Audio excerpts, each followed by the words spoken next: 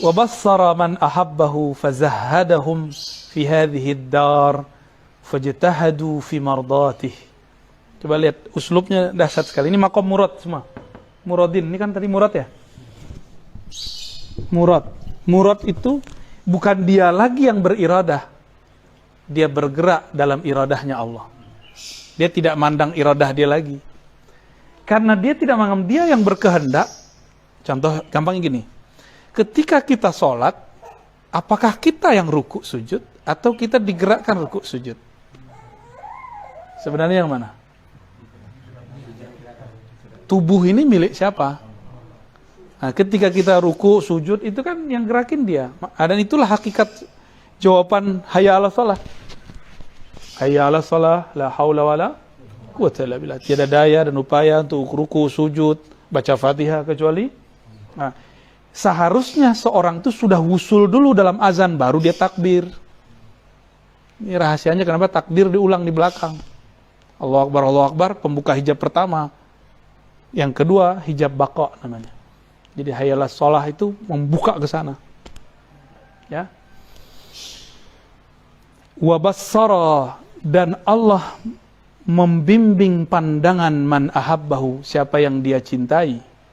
Nah, tadi ijtaba, orang yang udah ijtaba jadi muqarrabin. Kalau jadi muqarrabin abrar, berarti dia kekasihnya Allah. Dan Allah akan membimbing kekasih-kekasihnya. Wa bassarahu man ahabba.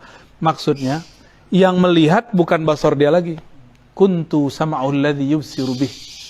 Yang melihat bukan dia lagi, akulah yang melihat. Yang memandang bukan dia lagi, akulah yang memandang. Jadi kiai itu nggak ada yang sakti cuma Allah. Mursyid itu nggak ada yang bisa baca isi hati orang, dia dibacakan oleh Allah. Gitu. Jadi antum jangan kultuskan kiai mursyid, sama kayak kita semua, nggak aja beda. Bedanya kolbu dia langsung nerima sinyalnya dari Allah. Kalau antum kan pakai Telkomsel dulu, pakai XL apa lagi? Indosat. Sini ada Access juga. Ya, sebut semua biar nggak iklannya. Wa bassara man ahabba. Maka ada ungkapan ana man ahwa ana. Jadi orang kalau udah cinta, kehendak dia ya kehendak kekasihnya, kehendak kekasihnya kehendak dia. Idza ra'aitahu ra'aitani wa idza ra'aitani ra'aitana. Jika engkau memandang dia, engkau melihat aku. Jika engkau melihat aku, engkau tidak melihat aku, tapi memandang kami. Ini ungkapan-ungkapan orang lagi kasmaran. Kasmaran kepada Allah mirip-mirip lah ya. Wa bassara man ahabbah. Nah ini maqam fana namanya. Allah ganti casingnya. Jadi 7 sifat ma'aninya diganti Allah semua. Cuma, ini maqam kewalian. Kan 7 sifat ma'ani kan? Ma'nawiyah. Benar. Apa aja? Qudrah, iradah, ilmun, hayat, basar, mutakallim. Ada wali, dia kalau ceramah gak bisa. Berarti dia gak sampai di fana mutakallim. Kalam dia belum fana. Tapi kalau dia ngomong, dia berceramah bisa. Nah, ini mutakalam itu banyak. Ada yang babnya di bab kalam, ngomong, muhadarah. Ada yang di bab namanya khatir rabbani. Dia kalau ngomong A jadi. Itu bukan dia ngomong. Ada kan kiai begitu, ntar pasti begini nih, ntar pasti rame nih. Terus bener rame, berarti kiai itu lagi dipinjam, lagi dileburkan kalam dia dalam kalam Allah. Itulah makom kewalian dia, fana pada bab kalam. Tuh, cara memahami wali dari sifat yang 7 itu. Oleh ahli ma'rifat, mereka geleng-geleng kepala, ini Abul Hasan Asy'ari ini wali apa? Wali kutub beliau itu. Kutubnya sudah sangat tinggi sekali. Di sebenarnya satu tempat dengan Syekh Abdul Qadir Jilani, cuma Syekh Abdul Qadir di ujung. Kan satu makom itu ada 7 tingkatan. Nah, di tingkatan itu Syekh Abdul Qadir paling ujung. Maka setiap kali orang mau zikiran selalu ila hadrati ila sidi Syekh Abdul Qadir Jilani. Di mana aja orang begitu bacanya, ya. Ajib itu. Padahal kita ini bukan orang Baghdad, ya kan? Di Baghdad sendiri orang udah begitu. Dan sekarang yang paling banyak ila hadrati Syekh Abdul Qadir Jilani itu Indonesia. Setiap gang itu ada. Ya, manakib. Di Mesir udah jarang. Di Irak udah jarang. Maka walaupun Indonesia ini santai, tapi tenang aja. Energi ila hadrati itu udah ngalir dalam tubuh kita semua. Antum tenang aja, tinggal disetrum jadi. Kebangkitan Nahdah, bukan Nahdlatul Ulama Fuqaha, Nahdlatul Arifin nanti. Jadi ujung Nahdlatul Ulama itu harusnya Nahdlatul Arifin, jangan Nahdlatul Proyek ya. Proposal tuh kan, ente tahu kan? Oke, ada wali yang fananya di bab ilmu. Maka kalau dia ngomong, bukan dia, ini kayaknya nggak ada di kitab ini. Ini bukan kitab bumi ini. Kok dia bisa ngomong ini ya? Orang-orang pada bengong, keke pada bingung. Saya udah khatam kitab ini, tapi kok nggak menemukan apa yang dibaca di kitab yang sama? Berarti dia fana fi ilmillah. Baru terbersit di hati, dia jawab. Berarti dia sama. Ya, paham di situ ya. Maka orang yang disebut wali kutub itu 7 sifat ma'ani dan ma'nawiyah itu lebur dia di dalamnya. Itu disebut wali kutub. Kalau nggak kutu kupret.